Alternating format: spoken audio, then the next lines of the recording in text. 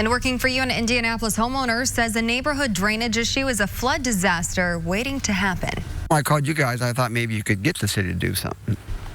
Phil Stark says he has called the Mayor's Action Center trying to get help clearing a ditch that runs behind his house, but says no one has come to fix it. Now he is calling RTV6 and our Cameron Riddle is getting answers. The neighbors along Thrush Drive say this is a problem. We're in a drainage ditch, which they say when it rains starts to flood their backyards because of this sudden grown forest in their backyards. Now they want the city to do something about it. But from here down, they don't take care of it. Phil Stark and his wife Joyce have lived in their West Side home for nearly 30 years. He says in that time, the ditch behind his house has probably been cleared twice by the city, but has otherwise been maintained by neighbors. But over time, fewer neighbors started putting in the work, and now the once cleared drainage ditch has grown into a forest of shrubs and fallen trees.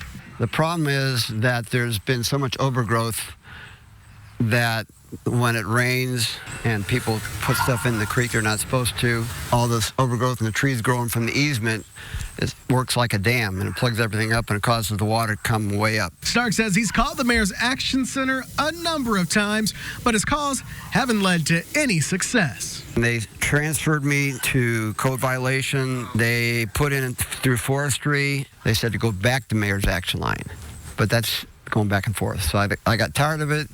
So I called you guys. RTV6 checked with the Mayor's Action Center and learned the homeowners are responsible for clearing the ditch as their property line ends at the center of that ditch. A city spokesperson sent us a letter residents were given last year, reminding them that the overgrown forest is their responsibility. Stark says overgrown shrubs and trees have grown into a mess that those residents can no longer handle on their own. He's hoping the city steps in with the proper equipment to clear a path before that water that should be in the ditch reaches his home. The people aren't going to go down there.